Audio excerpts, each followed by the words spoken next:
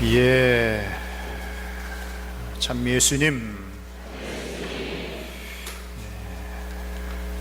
먼저 교구주부 이쪽에 오늘 민족화해와 일치를 위한 기도의 날 주교회의 민족화해위원장이신 이기현 주교님의 담화 내용이 종합적으로 정리되어 있기 때문에 먼저 정리된 내용 좀 우리가 좀 개괄적인 것들을 좀 정리하고 좀 진행을 했으면 하는 바람입니다. 그래서 먼저 좀 정리하고 넘어가겠습니다. 교구주부 이쪽 참조하십시오. 이 나라 이 땅에 잃어버린 평화를 되찾게 하소서. 남북 분단 72년의 긴 시간 속에서 우리는 다시 민족의 화해와 일치를 위한 기도의 날을 맞이하였습니다. 독일은 과거의 상처를 딛고 통일 국가로서의 위상을 떨치며 유럽 연합의 중심에 서 있습니다. 그러나 우리는 아직도 남북 대결과 갈등의 굴레에서 벗어나지 못하였고, 한반도를 둘러싼 열강들의 세력 다툼 속에 한반도 통일에 대한 우리의 입지는 점점 더 좁아졌습니다. 지난 몇 달 동안 우리는 격동의 시간을 보냈습니다. 건국 이래 초유의 국정농단 사태에 분노한 시민들의 대규모 촛불 시위가 이어졌고, 헌정사상 최초로 대통령이 탄핵 구속되었으며 새로운 대통령을 선출하여 안정적으로 정권 교체를 이루었습니다. 전 세계 나라들은 제각각 여러 문제들을 지니고 있으나 남과 북은 분단 문제까지 안고 있습니다. 64년 정전 체제 속에 냉전 논리가 남과 북에 뿌리 깊게 자리하고 있습니다. 이런 비정상적인 냉전 논리는 우리 신앙인도 다르지 않습니다. 냉전 논리를 신앙에 우선하여 북한 사람들은 사랑받을 자격조차 없는 이들, 저주와 증오의 대상으로 낙인을 찍어버립니다. 또한 우리 신앙의 핵심인 사랑의 실천을 말하는 이들을 매도하거나 심지어 성직자들에게도 종북 딱지를 스스럼없이 붙이기도 합니다. 오늘 양창조 신부님 1조 강론 내용을 보시면 북한에 아직도 신앙인들이 남아있어서 어떠한 그 박해와 고난 속에서도 신앙을 지키기 위한 공헌의 삶을 이렇게 다른 탈북자의 그런 고백을 통해서 간접적으로 조금 우리가 체험하게 됩니다. 그리고 우리가 이제 정전 체제에서 이제 평화 체제로 건너가야 되는데, 그러기 위해서는 대화를 서로가 해야 되는데, 어쩌면 상대방 북한을 대화 상대로 여기지 않아. 국가도 아니고 저기는 어쩌면 괴뢰 집단이라고 아예 출발 자체가 안 됩니다.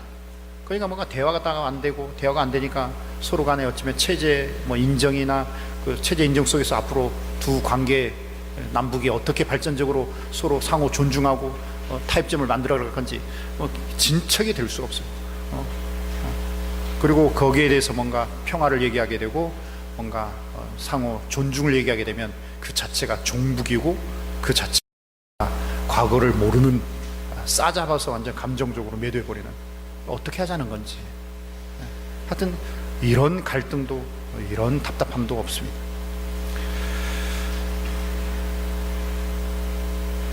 긴 냉전의 이런 시간들이 공동체와 개인의 삶을 병들게 만들었고, 우리 미래는 더더욱 불투명해지고 있습니다. 보다 나은 미래를 위해서는 한반도 평화 체제로 전환이 절실하게 필요한데, 이 불안전한 정전 체제 속에서 한반도는 늘 긴장과 위험에 노출되어 있습니다. 우리 삶을 위하여, 특히 자라나는 우리 미래 세대를 위하여 한반도의 평화는 정착되어야 합니다. 따라서 새로운 정부가 정전 체제를 평화 체제로 전환시키는데 힘을 기울여줄 것을 당부합니다. 한반도에서 완전한 전쟁 종식을 선포하고 남과 북이 활발한 교류와 협력을 통해 평화의 시대를 열어나갈 때 경제적인 동반 성장과 더불어 통일의 그날도 성큼 다가올 것입니다. 이를 위해 우선 종교와 민간 차원에서 남과 북이 활발한 만남을 통해 서로가 한 형제임을 확인해 나갈 수 있도록 정부 차원의 적극적인 노력을 당부합니다. 평화의 일꾼으로 불리움 받은 교우 여러분, 평화에 대한 간절함으로 인내와 용기를 갖고 기도 운동에 동참해 주십시오. 매일 저녁 9시 잠시 시간을 내어 우리가 살아가는 이 땅의 참된 평화와 통일을 위해 주모경을 함께 바쳐 주십시오.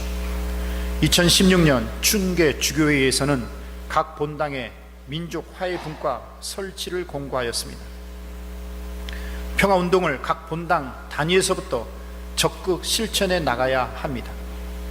사실 우리 사무평에도 있는데 우리도 민족 화해 분과가 없어요. 어쩌면 통일 전문가들이 얘기하는 게 지금 남과 북은 평화 통일을 위한 준비도 사실 너무 늦었다.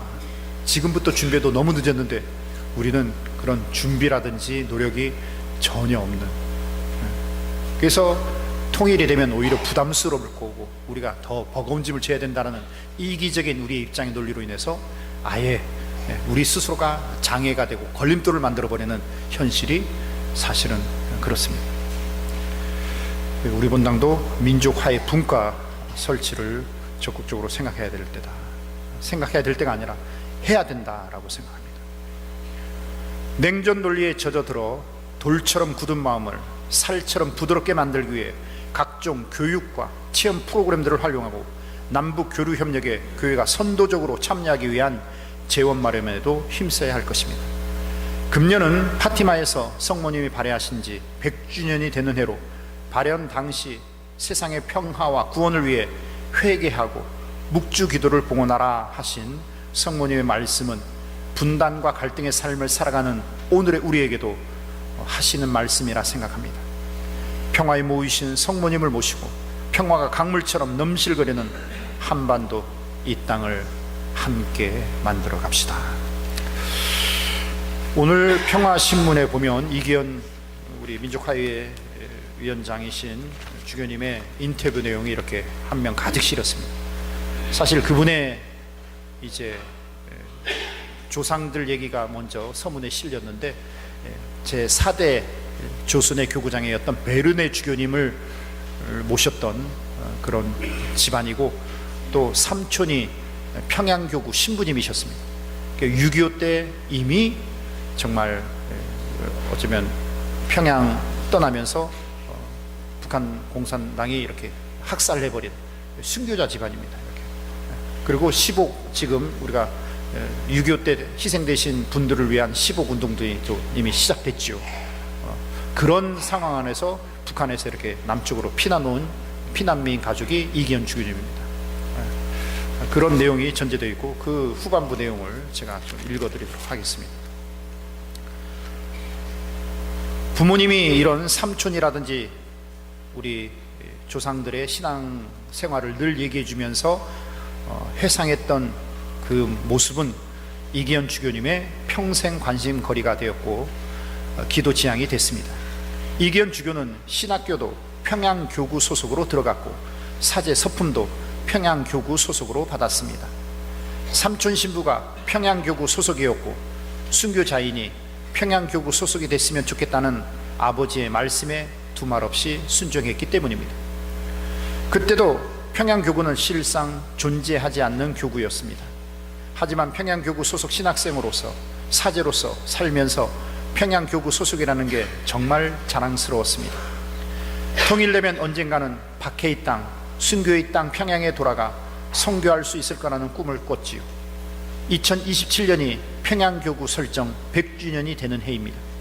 그때는 정말 꼭 평양에 돌아가 선교할 수 있기를 바랍니다.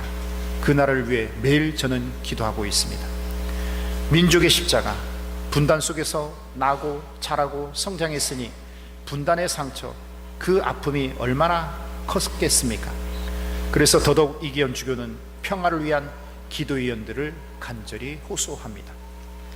우리 민족에게 최대의 공동선이 무엇이겠습니까? 그것은 바로 한반도의 평화와 통일입니다. 이 평화를 위해 우리는 기도로 연대해야만 합니다.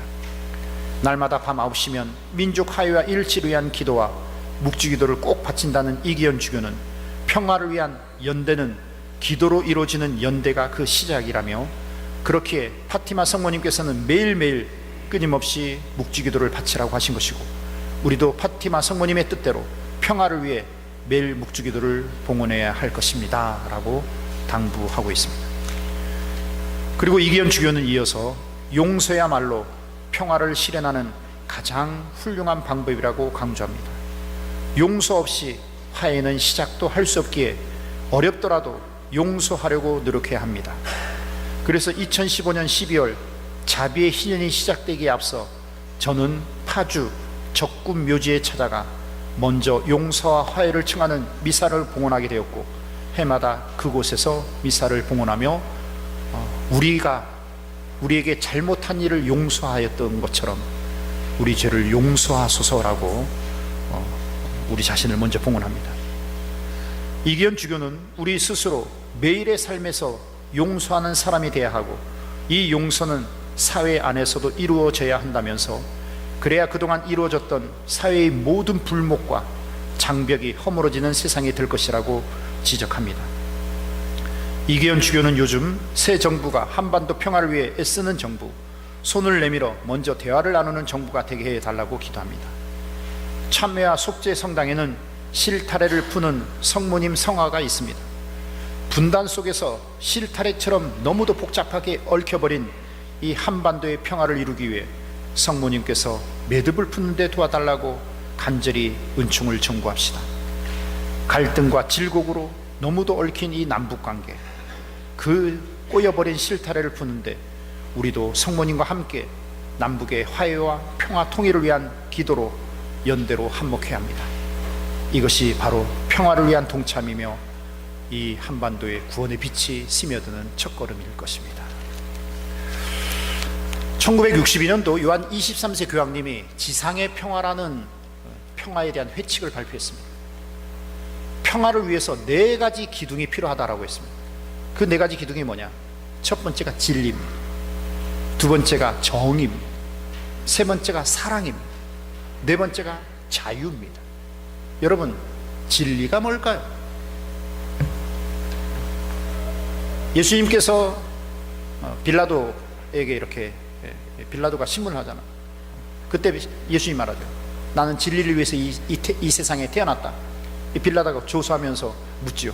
진리? 진리가 뭔데? 예수님은 말로 대답하지 않습니다.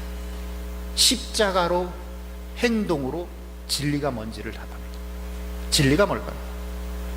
첫 번째 진리는 우리는 그 누구도 돌을 들러서 돌을 맞힐 수 있을 심판자가 될 수 있는 사람은 한 명도 없다는 겁니다.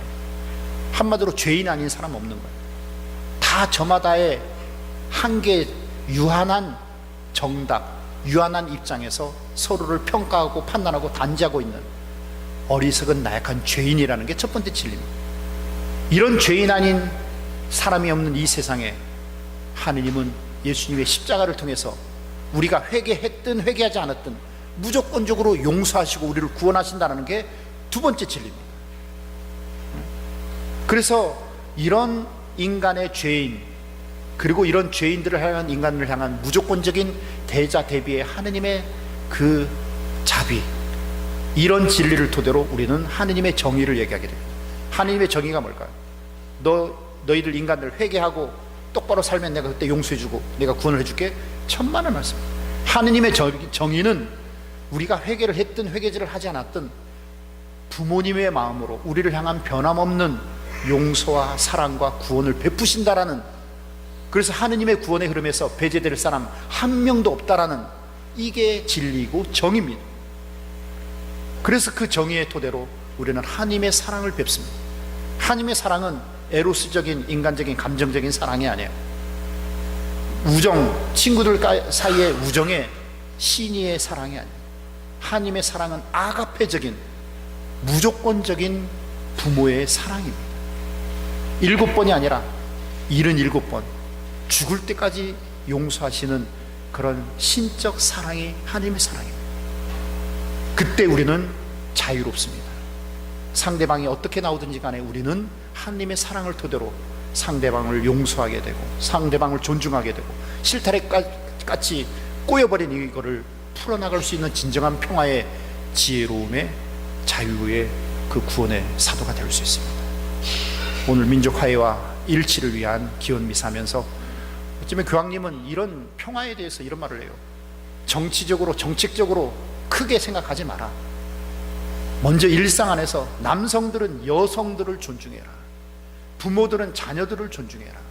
부자들은 가난한 사람들을 존중해라. 똑똑하고 잘난 사람들은 장애인들, 소외된 사람들을 존중해라. 토착민들은 이주민들, 약자들을 배려해라.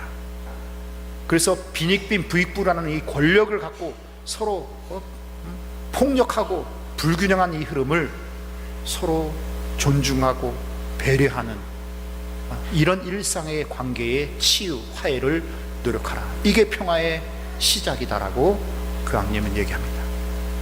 평화통일 먼 곳에서가 아니라 여러분 가정에서, 여러분 직장과 사회 안에서, 여러분의 소공동체 일상 안에서 이런 평화를 위한 겸손과 진정한 평화의 사도로서의 그런 하나님의 무한한 용서와 자비와 정의와 진리가 우리를 충만케 하기를 간절히 기원합니다. 잠시 묵상했습니다.